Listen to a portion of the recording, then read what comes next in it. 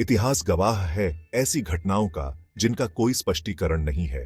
घटनाएं इतनी अविश्वसनीय, इतनी असाधारण कि उन्हें एक विशेष नाम दिया गया है, चमत्कार। ये केवल संयोग या आश्चर्यजनक परिणाम नहीं है।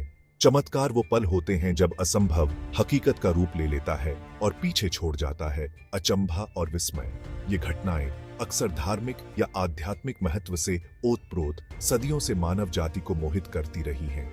ये हमें याद दिलाती हैं उन रहस्यों की जो हमारी समझ से परे हैं। चमत्कारों की कहानियां समय के साथ गूंजती रहती हैं, पीढ़ी दर पीढ़ी विश्वासों को आकार देती हैं और आशा जगाती हैं। लेकिन चमत्कार आखिर है क्या?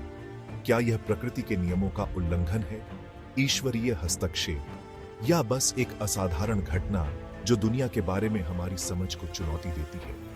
परिभाषा चाहे जो भी हो, एक बात तो तय है, चमत्कारों में प्रेरित करने, चुनौती देने और हमें यह याद दिलाने की अद्वितीय शक्ति होती है कि इस ब्रह्मांड में हमारी आंखों से मिलने से कहीं अधिक है। हमारे साथ जुड़ें और जानें इतिहास की कुछ सबसे अद्भुत चमत्कारिक कहानियों को। पुर्तगाल 1917। पूरी दुनिया पहले विश्व युद्ध की विभीषिका से जूझ रही थी। फातिमा नामक एक छोटे से गांव में 3 छोटे चरवाहे बच्चों ने दावा किया कि उनका सामना एक दिव्य प्रकाश से नहाई हुई एक हस्ती से हुआ है, जिसके बारे में उनका मानना था कि वह माता मरियम है। दिव्य आभा में नहाई यह हस्ती उनके साथ कई भविष्य सूचक दृश्य साझा करती है। इन अलौकिक मुलाकातों की बात फैलते ही हजारों लोग फातिमा आने लगे, इस आशा में कि शायद उन्हें भी किसी चमत्कार के दर्शन हो जाए। 13 अक्टूबर 1917 को 70,000 से ज्यादा लोगों की भीड़ एक मैदान में जमा हुई। वे जीवन के हर क्षेत्र से आए थे, संशयवादी और विश्वासी, सभी की निगाहें आसमान पर टिकी थीं। और तभी अचानक बारिश रुक गई। बादल छंटे और आकाश में एक चांदी जैसी चमकती हुई डिस्क दिखाई दी। ये सूरज था, लेकिन ये अजीब तरह से व्यवहार कर रहा था।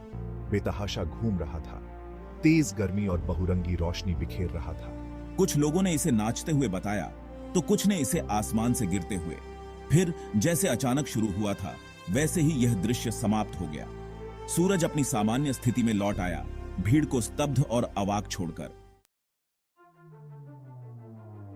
साल है 1518। यूरोप के बीचों बीच बसा स्ट्रासबर्ग शहर एक विचित्र और भयानक घटना का गवाह बनता है।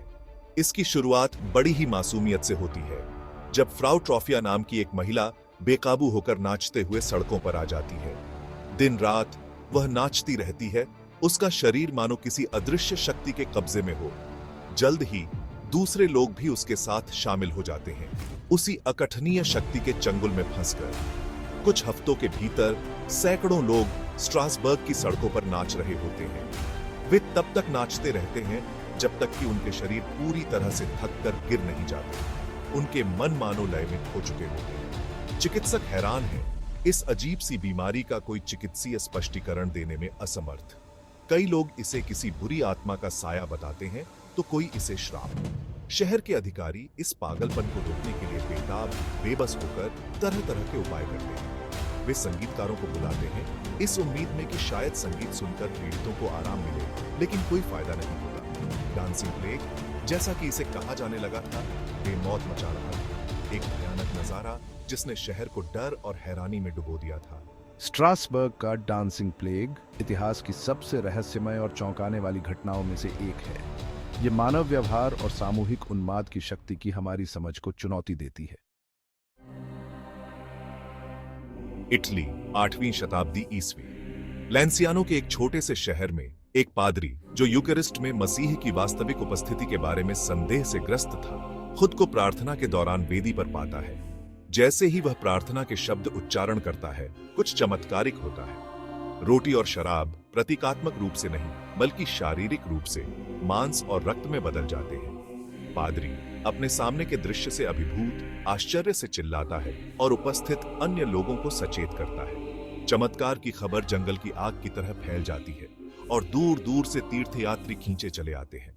मांस जो इंसानी दिल जैसा दिखता है और रक्त जो जमकर 5 टुकड़ों में बदल गया है, सदियों से कई परीक्षणों से गुजरते हैं। 1970 में वैज्ञानिकों की एक टीम ने उस समय उपलब्ध सबसे उन्नत तकनीक का उपयोग करके अवशेषों का पूरा विश्लेषण किया। उनके निष्कर्ष चौंकाने वाले थे। मांस की पहचान मानव हृदय के ऊतकों के रूप में हुई और रक्त का प्रकार AB पाया गया, जो कि ट्यूरिन के कफन से मिलता है। लैंसियानो का चमत्कार विश्वासियों और संशयवादियों को समान रूप से प्रेरित और चकित करता रहता है। यह आस्था की शाश्वत शक्ति और हमारी समझ से परे रहस्यों का प्रमाण है। ये तो बस कुछ उदाहरण हैं उन अनगिनत चमत्कारिक घटनाओं के जो इतिहास में दर्ज हैं।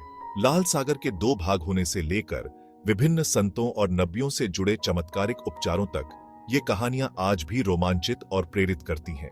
प्रत्येक कहानी पीढ़ी दर पीढ़ी चली आ रही है, अपने साथ आस्था का भार और अज्ञात का रहस्य लिए हुए। ये अलौकिक और दिव्य के प्रति चिरस्थायी मानवीय आकर्षण का प्रमाण है। लेकिन हम इन असाधारण घटनाओं को कैसे समझें? क्या ये सिर्फ उत्तेजित कल्पनाओं, अवास्तविक इच्छाओं या प्राकृतिक घटनाओं की गलत व्याख्या है, या फिर ये किसी ऐसी वास्तविकता की ओर इशारा करते हैं जो हमारी वर्तमान वैज्ञानिक समझ से परे है? चमत्कारों पर मानवीय प्रतिक्रिया हमेशा से मिश्रित रही है। कुछ के लिए ये ईश्वरीय हस्तक्षेप का अकाट्य प्रमाण है, जो उनके विश्वास को मजबूत करते हैं और उनके आध्यात्मिक संबंध को गहरा करते हैं। इन घटनाओं की अकथनीय प्रकृति दुनिया में एक उच्च शक्ति के काम करने में उनके विश्वास को और मजबूत करती है। दूसरों के लिए संशयवाद ही प्रबल रहता है। वे वैज्ञानिक प्रमाणों की मांग करते हैं, चमत्कारों को सामूहिक उन्माद, धोखा या प्राकृतिक घटनाओं का परिणाम मानते हैं जिन्हें अभी तक पूरी तरह से समझा नहीं जा सका है। प्रमाणों के अभाव में वे इन दावों की सच्चाई पर सवाल उठाते हैं। विश्वास और संशयवाद के बीच ये बहस उतनी ही पुरानी है जितनी कि ये कहानियां। यह सदियों से धर्मशास्त्रियों, वैज्ञानिकों और दार्शनिकों के बीच चर्चा का विषय रही है। चमत्कार एक ऐसी अनोखी जगह है जहां आस्था और तर्क का मिलन होता है, जो हमारी पूर्व कल्पित धारणाओं को चुनौती देते हैं और हमें मानव समझ की सीमाओं से जूझने के लिए प्रेरित करते हैं। व्यक्तिगत विश्वास चाहे जो भी हो, इस बात से इनकार नहीं किया जा सकता कि चमत्कारों का मानव इतिहास और संस्कृति पर गहरा प्रभाव पड़ा है। इन्होंने कला, साहित्य और संगीत की अनगिनत रचनाओं को प्रेरित किया है, कल्पना को जीवंत किया है और रचनात्मक अभिव्यक्ति को बढ़ावा दिया है।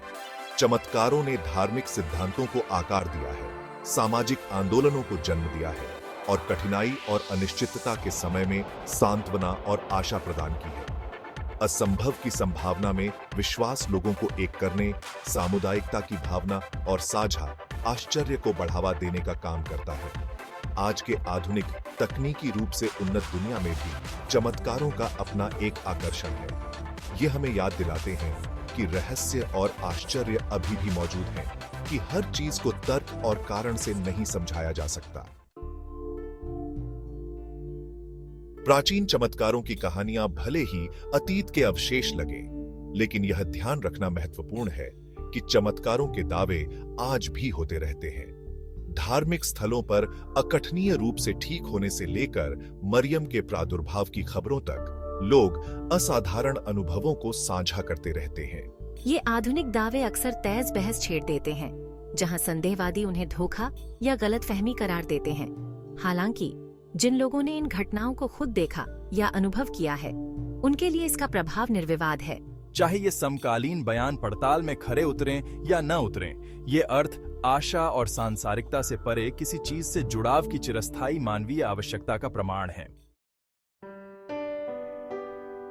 चमत्कार, चाहे उन्हें आस्था, संदेहवाद या सिर्फ अकथनीय के प्रति आकर्षण की नजर से देखा जाए, हमें चकित और मोहित करते रहते हैं। ये दुनिया के बारे में हमारी समझ को चुनौती देते हैं, हमें सवाल करने, तलाशने और अज्ञात की विशालता पर विस्मित होने के लिए प्रेरित करते हैं।